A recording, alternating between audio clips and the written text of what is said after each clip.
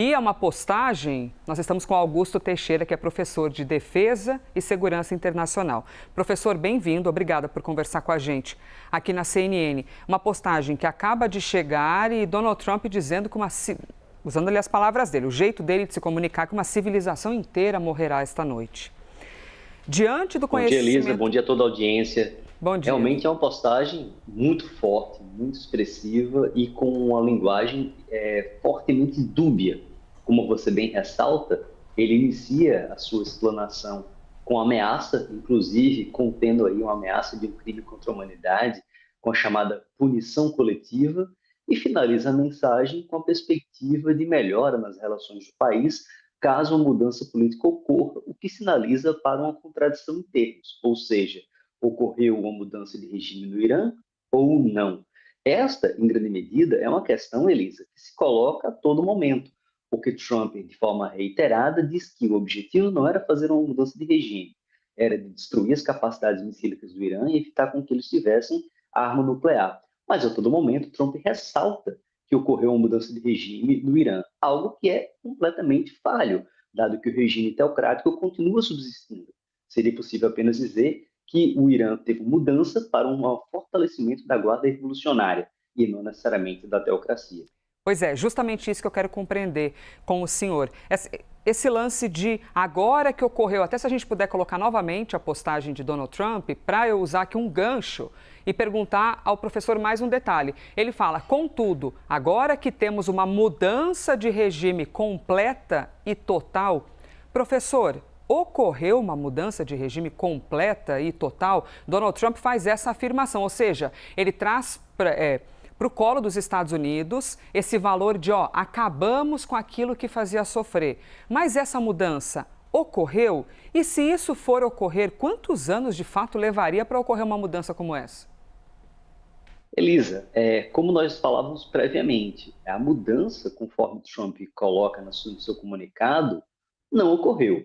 Em termos institucionais, o Irã continua subsistindo enquanto um regime teocrático autoritário, estruturado à luz de uma teocracia que comanda a dimensão política e estratégica, e a Guarda Revolucionária, o corpo da Guarda Revolucionária iraniana, é a grande estrutura militarizada ligada diretamente ao veículo político em termos de vontade. Isto não foi demovido.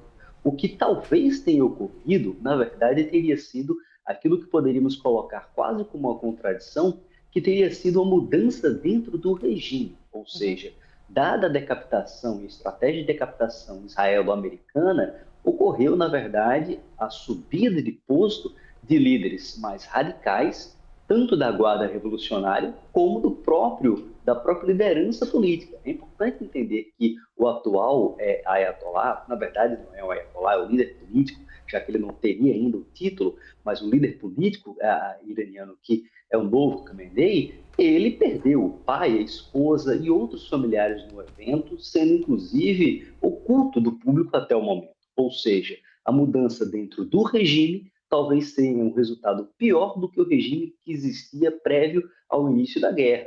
E é nesse sentido que Trump faz um tweet semelhante àquele da Páscoa, aparentemente em uma situação de desespero, o que é importante, já que ele pode, a qualquer momento, deslanchar uma grande ofensiva militar, especialmente através de bombardeios, que podem escalar a guerra ainda mais. E, Elisa, já tivemos um gostinho disso nessa madrugada, com a refinaria, a estrutura petroquímica em Jubail, na Arábia Saudita, atacada, e também estruturas petroquímicas atacadas no próprio Irã. Então, isso, em grande medida, tende a escalar.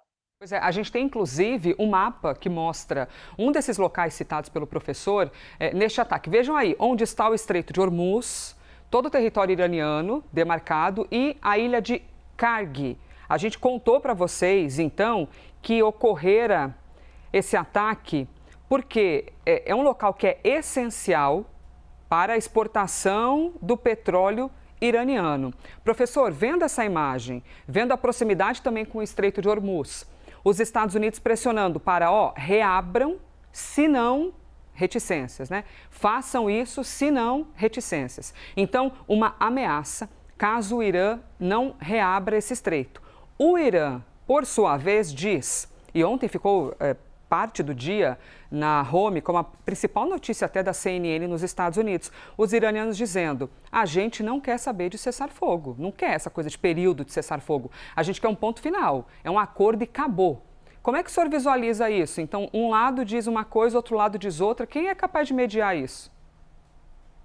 Olha, Elisa, no momento nós temos, entre aspas, os melhores mediadores possíveis, essencialmente interessados. O Paquistão, que busca ser um interlocutor razoável entre as duas partes, a Turquia, que tenta e tem um diálogo importante, é um membro da OTAN e também é um país do mundo islâmico com forte abertura político-diplomática, e o Egito, que é diretamente envolvido em termos de repercussão, já que o conflito pode ter efeitos potenciais para a região do Estreito do Canal de Suez, do qual o Egito depende economicamente e muito, e é um aliado importante dos Estados Unidos no mundo árabe.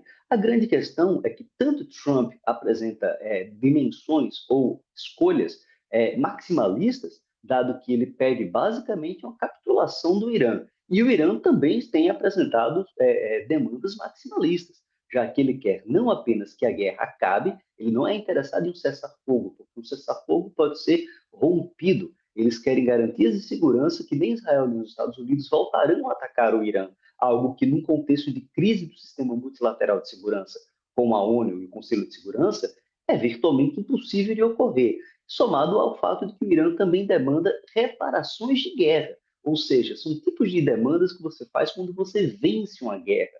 E nem os Estados Unidos e nem o Irã estão numa condição de poder afirmar vitória no momento, já que, para os Estados Unidos, parte dos seus objetivos militares, sim, podem estar perto de uma determinada conclusão na degradação das capacidades militares do Irã, mas eles não apresentam a determinação de aguentar dor e sofrimento para abrir o estreito à força. Elisa, só para quem está escutando a gente e assistindo a gente agora, existe uma informação, ainda não confirmada em fontes ocidentais, de que o USS Tripoli teria sido atacado por mísseis iranianos, tendo que sair da região do teatro de operações.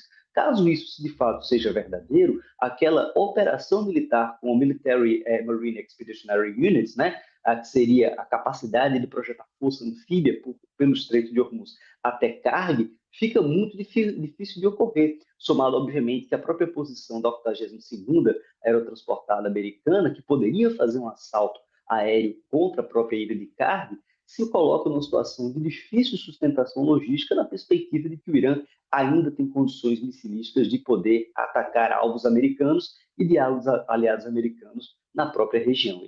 Professor, quero compreender também, aproveitando aqui seu conhecimento, o contorno e os efeitos desse ataque a um consulado israelense na Turquia. Eu vou usar, inclusive, a ferramenta do nosso mapa para poder nortear quem nos assiste, porque a gente viu a OTAN agir neste conflito, ela não agiu como um ataque, ela agiu especificamente no movimento de defesa, que foi justamente quando o Irã lançou um ataque que foi sentido o território turco. E a gente tem a Turquia aqui em cima, ó, gente, vou tracejá-la para que nós possamos ver a Turquia, inclusive, que em alguma parte faz fronteira aqui com o Irã. Bom, nós vimos que o único momento que a OTAN, professor, entrou no conflito foi quando os iranianos lançaram um míssil sentido Turquia, e só para localizá-los, a gente tem aqui mais ao sul Israel, o Líbano e todos os outros países, tá? Eles apenas agiram quando defenderam o país que integra o grupo da OTAN.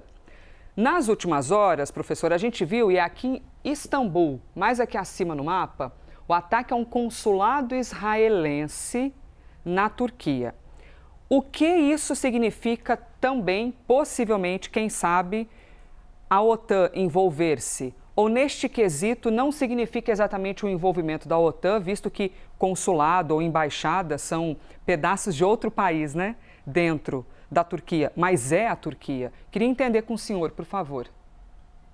Elisa, eu creio que o ataque, o atentado recente, ele não aciona o gatilho de um tratado do capítulo 5, artigo 5º do tratado da OTAN. Isso porque, a priori, nenhum país da aliança foi atacado. Você sim tem um atentado contra o consulado de um país que não faz parte da aliança em um país da aliança, algo que, até o momento, as autoridades iranianas não alegaram estar relacionado ao regime, algo que no tocante a terrorismo ocorre. Você pode ter relação entre Estados e grupos terroristas em que o Estado não vá nunca afirmar ou confirmar que aquele grupo foi financiado ou apoiado pelo Estado, por exemplo. Mas essa dimensão da capacidade de atribuição é muito importante na perspectiva do direito internacional para a permissão de uma contrarresposta. Isso, no contexto da OTAN, é muito importante, dado que uma das justificativas importantes para que a OTAN não entre no conflito contra o Irã é legal, ou seja, a aliança não foi atacada, ela age de forma defensiva e ela não pode agir. Agora, a questão da Turquia e desses atentados apontam para dois pequenos problemas. O primeiro dos quais você bem colocou na sua fala, ou seja, todo país que possui bases americanas que estejam sob o alcance dos mísseis iranianos é um alvo em potencial. Isso porque o Irã não tem a possibilidade técnica de atingir o território continental dos Estados Unidos e tenderá a atacar bases americanas na região próxima do Oriente Médio, o que obviamente coloca, por exemplo, a base de Israel como um potencial alvo do Irã.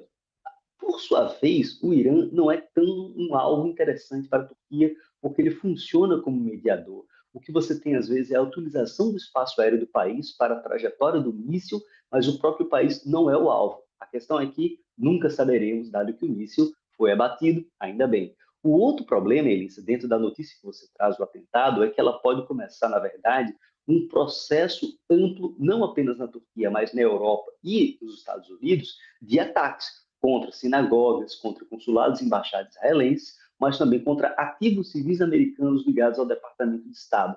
Aí você teria, somado à guerra econômica e à dinâmica militar existente no teatro de operações, uma campanha de atentados terroristas que poderia estar ligada direto ou indiretamente ao regime iraniano. Então, isso, em grande medida, pode criar consequências globais, tornando um contexto muito difícil para ações de terrorismo contra terrorismo, para além da guerra de alta intensidade que vemos na campanha feita contra o Irã.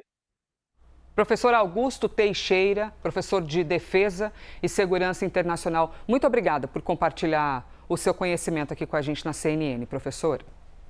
Obrigado pelo convite, foi um prazer falar contigo e com sua audiência, Elisa.